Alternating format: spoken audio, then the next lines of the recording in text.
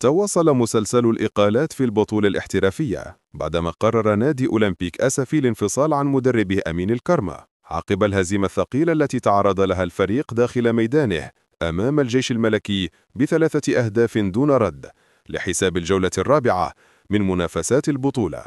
ويأتي رحيل الكرمة بعد بداية متذبذبة للفريق المسفيوي هذا الموسم، حيث لم يتمكن من تحقيق النتائج المنتظرة، بالإضافة إلى خلافاته المتكررة مع رئيس النادي محمد الحيداوي، ما دفع إدارة الفريق إلى اتخاذ قرار فك الارتباط بالمدرب من أجل ضخ دماء جديدة في الطاقم التقني. ويعد أمين الكرمة ثالث مدرب يغادر منصبه منذ انطلاق الموسم بعد التونسي لسعد جريدة الشابي الذي أقاله الرجاء الرياضي عقب الجولة الثانية، ورشيل الطوسي الذي أنهى الكوكب المراكشي ارتباطه به بعد الجولة الثالثة،